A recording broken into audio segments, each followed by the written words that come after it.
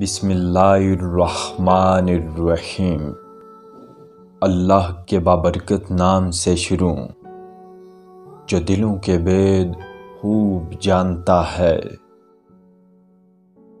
حضرت شاہ عبداللطیف بٹائی رحمۃ اللہ علیہ ارشاد فرماتے ہیں کہ وہ شخص گمراہ ہے جو خدا کو نہیں مانتا اور حضور صلی اللہ علیہ وسلم پر ایمان نہیں لاتا۔ وہ ہمیشہ کیر و ذلت میں گرا رہتا ہے۔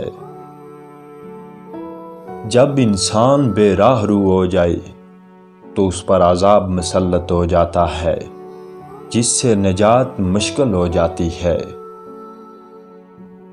جس نے اپنی ہستی کو پہچان لیا، اس نے دوسروں پر فوقیت حاصل کر لی۔ جس کے دل میں جھوٹ کا کانچ ہو، وہ گوہر نایاب کا طلبگار کیسے ہو سکتا ہے؟ فقیر کو اپنی گوڈری بادشاہ کی پوشاک سے زیادہ عزیز ہونی چاہیے۔ یہ مت بھولو کہ جوبن 2 دن کی مایا ہے۔ اگر تم محبوب سے سچی محبت رکھتے ہو تو پہلے چور کے اطوار سیکھو، جس کا کام رات بھر جاگنا اور نیند کے سکھ سے دور بھاگنا ہے۔ عشق کی تمنا انہیں ہی زیب دیتی ہے جو ہتھیلی پر اپنا سر اٹھائے پھرتے ہیں۔ جو عیش و عشرت کو چھوڑ کر غم محبت اپناتا ہے، اس میں نور حسن فطرت جلوہ گر ہو جاتے ہیں۔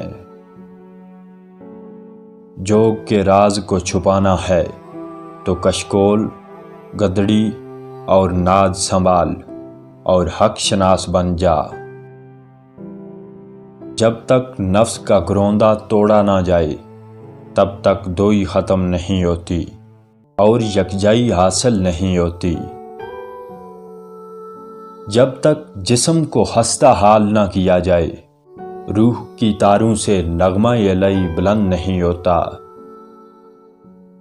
جو واقف اسرار وحدت بنتے ہیں، وہ ما سوائے ذکر اللہ کے سب کچھ بھول جاتے ہیں۔ چارہ ساز بن جائے تو دل کا ہر آزار ختم ہو جاتا ہے۔ محبوب سے دور زندگی ایک قید ہے۔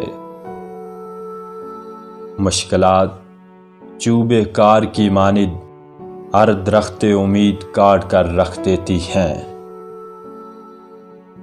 اچھے کھانوں سے خشک روٹی بہتر ہے۔ اگر تم جلوائے یار دیکھنا چاہتے ہو تو اپنے اندر سے مکرو و فریب کی گرد صاف کرو اور آئینہ دل کو اچھی طرح چمکاؤ۔ اگر طلب حسن وحدت ہے تو اپنے خاکی وجود کو ختم کرو تاکہ چشم حقیقی سے واقف و سیراب ہو سکو۔ جن کی روح حقیقت سے آشنا ہو جاتی ہے، وہ اپنی ذات میں خضر طریقت ہو جاتے ہیں۔